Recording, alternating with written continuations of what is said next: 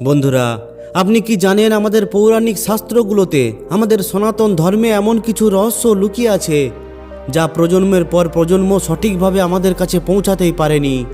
এমন কিছু কথা যা যদি সঠিক সময়ে আর সঠিকভাবে জেনে নেওয়া যায় তাহলে মানুষের সম্পূর্ণ ভাগ্যই বদলে যেতে পারে।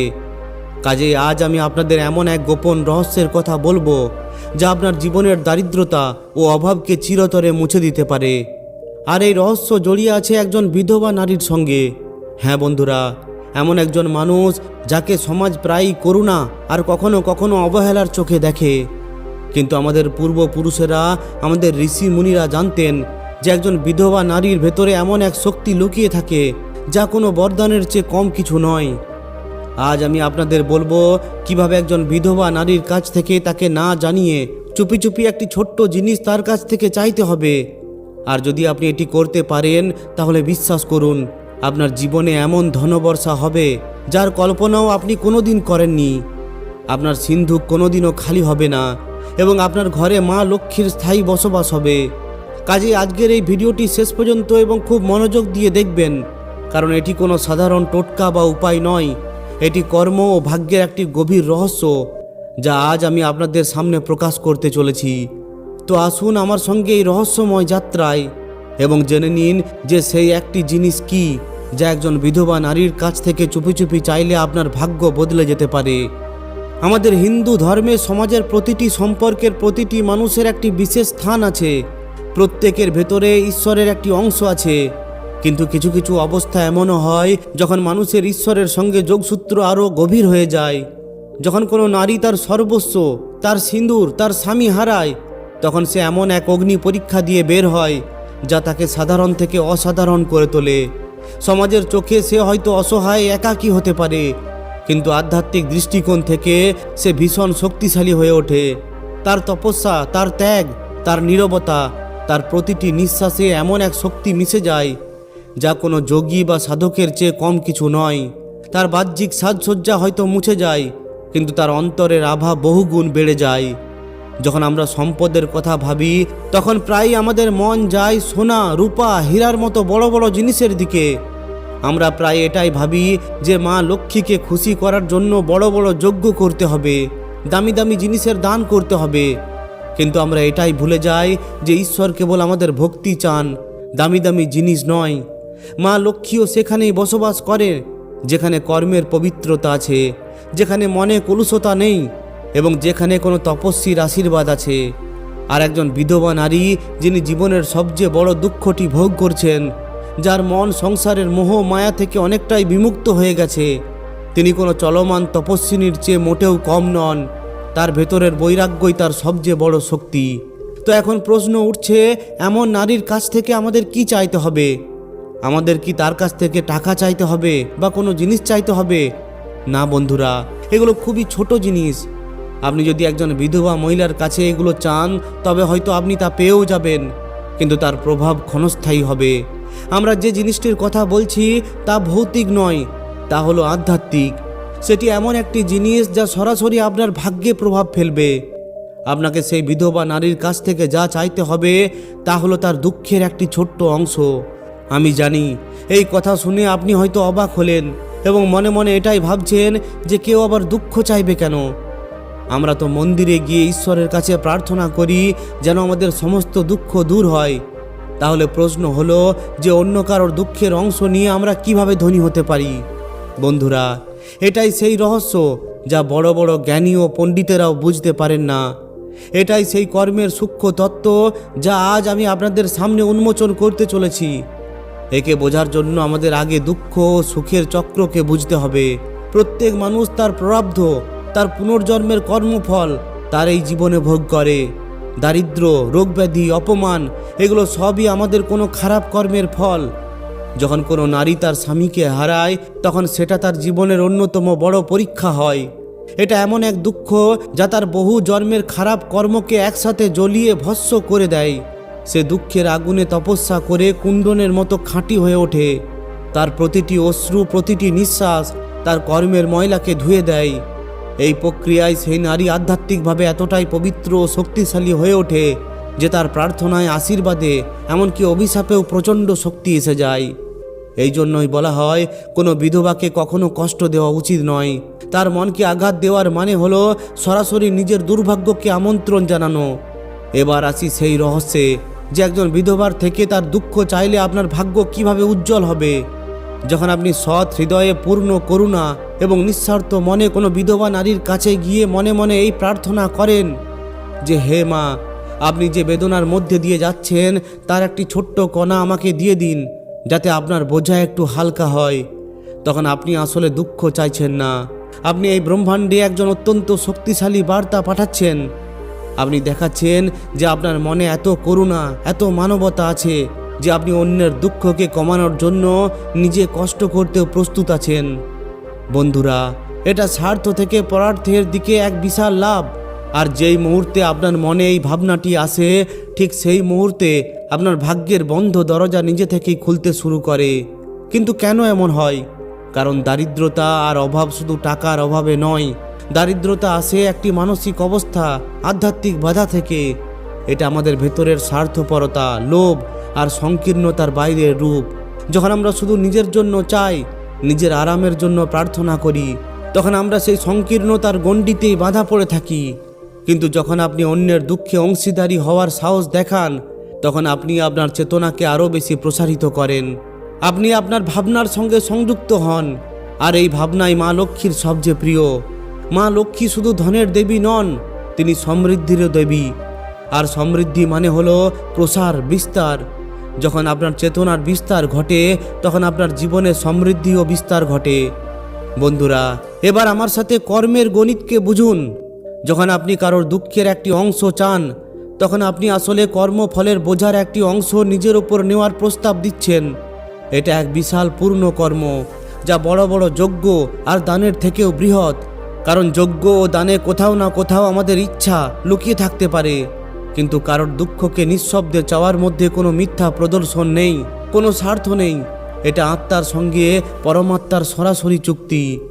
যখন আপনি এটা করেন, তখন সেই নারীর দুঃখ, যা কর্মফল হিসাবে কাঁদছিল, তার একটি অংশ আপনি নিজের ওপর নিয়ে নেন। ব্রহ্মাণ্ডের নিয়ম হলো শক্তি কখনো নষ্ট হয় না, কেবল তার রূপ পরিবর্তিত হয়।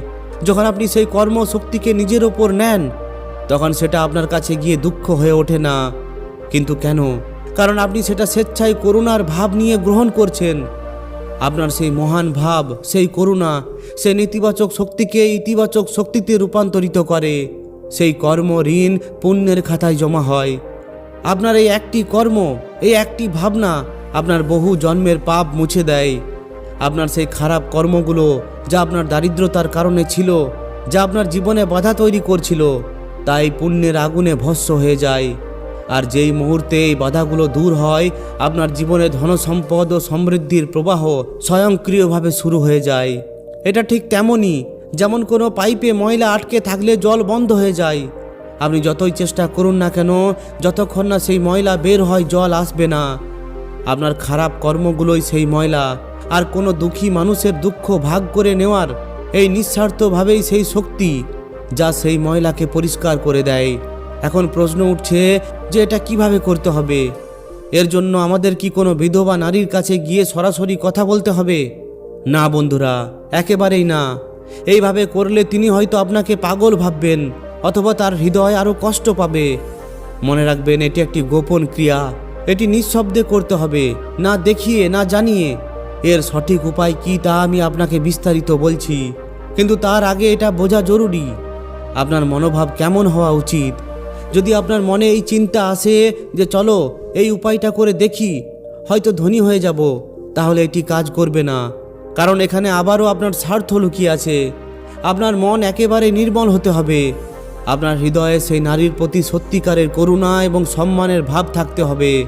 আপনাকে তাকে একজন সাধারণ নারী হিসাবে নয়, বরং তাকে ত্যাগ ও তপস্যার প্রতিমূর্তি হিসাবে মানতে হবে। আপনাকে সেই বিধবা মহিলার যন্ত্রণাকে সত্যি অনুভব করতে হবে। যখন আপনার হৃদয় এই করুণায় পূর্ণ হবে, যখন তার কষ্ট দেখে আপনার চোখে সত্যি জল আসবে, তখন বুঝবেন যে আপনি এই গোপন ক্রিয়ার জন্য প্রস্তুত আছেন। মনে রাখবেন, এটি এক ধরনের সাধনা। যেমন কোনো যোগী ঈশ্বরকে পাওয়ার জন্য সাধনা করে, তেমনই এটি দরিদ্র দূর করার একটি সাধনা। আর এই সাধনার প্রথম ধাপ হলো নিজের ভেতরের করুণাকে জাগিয়ে তোলা। এখন আমি আপনাকে বলি এটা কিভাবে করতে হবে। সবার প্রথমে আপনার চারিপাশে এমন কোনো বিধবা নারীকে খুঁজুন যিনি সত্যি অভাবের মধ্যে জীবনযাপন করছেন বা যিনি অত্যন্ত সাত্ত্বিক ও ধর্মীয় জীবনযাপন করেন। তিনি আপনার কোনো আত্মীয় হতে পারেন, প্রতিবেশী হতে পারেন, অথবা এমন কেউ যাকে আপনি দূর থেকে জানেন। গুরুত্বপূর্ণ হলো তার প্রতি আপনার মনে শ্রদ্ধার অনুভূতি থাকা। এখন আপনাকে তাকে গোপনে সাহায্য করতে হবে। সাহায্য এমন হতে হবে যাতে তিনি জানতে না পারেন যে এটি আপনি করছেন।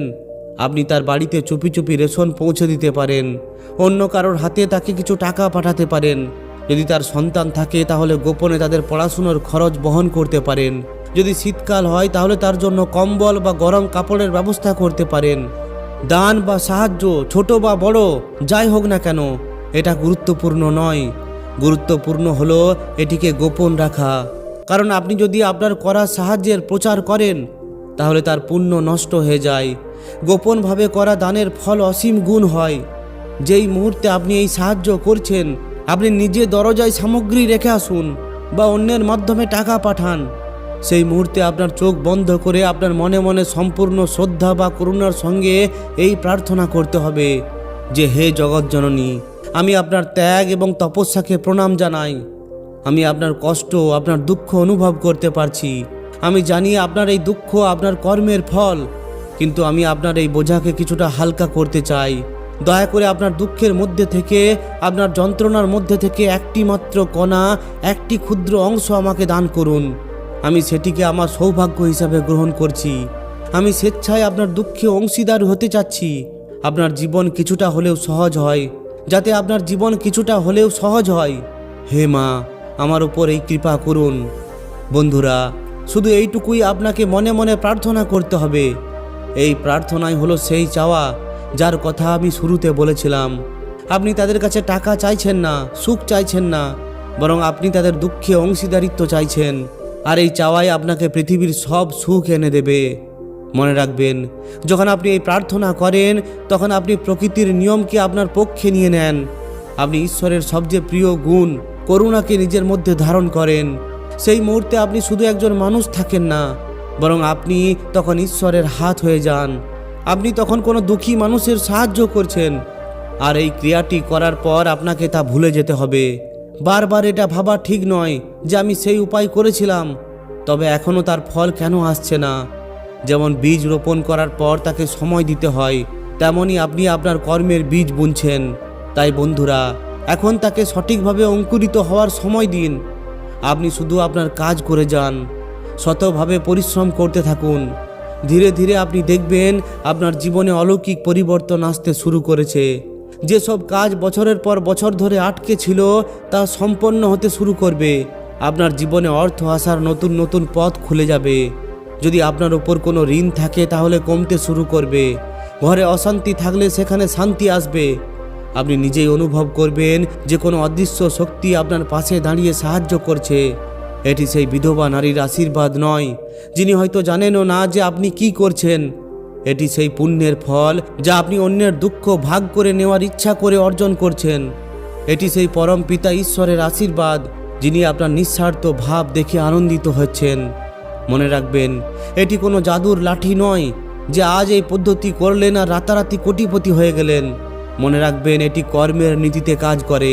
আপনার কর্ম যত বেশি শুদ্ধ হবে, আপনার ভাব যত বেশি নির্মল হবে, ফল ততই দ্রুত আর ততই বড় হবে। এই ক্রিয়াটি জীবনে অত্যন্ত একবার পূর্ণ ভক্তি সহকারে করা উচিত। আর যদি আপনি সক্ষম হন তবে এটি অভ্যাসে পরিণত করুন। যখনই সুযোগ পাবেন কোনো অসহায় বিধবার গোপনে সাহায্য করুন এবং মনে মনে এই প্রার্থনা করুন। আপনি যত বেশি অন্যের দুঃখের বোঝা হালকা করবেন, আপনার নিজের জীবন ততই বেশি সুখ ও সমৃদ্ধিতে পূর্ণ হয়ে উঠবে। এটি সনাতন ধর্মের এক গভীর ও গুপ্ত জ্ঞান। আমাদের ঋষি মুনিরা আমাদের দানের গুরুত্ব শিখিয়েছেন, কিন্তু তারা এটাও বলেছেন যে সবচেয়ে বড় দান হলো সেই দান যা গোপনে কোনো প্রত্যাশা ছাড়াই কেবল দুঃখী মানুষের দুঃখ কমানোর উদ্দেশ্যে করা হয়। যখন আপনি কোনো বিধবা নারীর কাছে গিয়ে তার দুঃখের একটি কণিকা চান, তখন আপনি তাকে এই অনুভূতি দেন যে তিনি একা নন। আপনার এই নীরব প্রার্থনা, এই গোপন সাহায্য তার কাছে একটি ইতিবাচক শক্তি হিসাবে পৌঁছে যায়। যদিও তিনি জানেন না যে কে এটি করছেন, তবুও তিনি অনুভব করেন যে ঈশ্বর তার সঙ্গে আছেন। আর যখন কোনো তপস্বিনী হৃদয় থেকে আপনার জন্য আশীর্বাদ বেরিয়ে আসে, তখন তা সফল হতে কেউ বাধা দিতে পারে না। তাই বন্ধুরা, পরের বার যখন আপনি কোনো বিধবা নারীকে দেখবেন, তাকে করুণার নয় সম্মানের দৃষ্টিতে দেখবেন। তাকে একজন তপস্বীর মতো দেখবেন, যার কাছে আধ্যাত্মিক শক্তির এক অকল্পনীয় ভাণ্ডার আছে। আর যদি আপনার মনে সত্যিকারের করুণা জাগে, তবে গোপনে তার সাহায্য করুন। আর তার দুঃখের একটি ছোট্ট অংশ অবশ্যই চাইবেন। সে একটি ছোট্ট অংশ আপনার জীবন থেকে দরিদ্রের পাহাড় সরিয়ে দেবে এবং আপনার জীবনকে সুখ, শান্তি ও সমৃদ্ধিতে পূর্ণ করে দেবে। বন্ধুরা, এই জ্ঞান সাধারণ নয়, কাজে এটিকে আপনার জীবনে ধারণ করার চেষ্টা করুন। কর্মের উপর বিশ্বাস রাখুন এবং ভাবের শুদ্ধতার উপর বিশ্বাস রাখুন।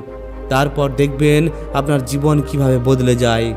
তো বন্ধুরা, আমি আশা করি আজ আমি যে রহস্যটি আপনাদের বললাম, তা আপনার জীবনে ইতিবাচক পরিবর্তন আনবে। এই তথ্য হয়তো কোনো বইয়ে পাবেন না, কারণ এটি অভিজ্ঞতা এবং বিশ্বাসের বিষয়। যদি আপনাদের এই ভিডিও ভালো লাগে থাকে, তাহলে অবশ্যই একটি লাইক ও শেয়ার করে দিন। আর যদি এই ধরনের আরও ভিডিও পেতে চান, তাহলে আমাদের এই চ্যানেলটিকে অবশ্যই সাবস্ক্রাইব করে নিন। ধন্যবাদ।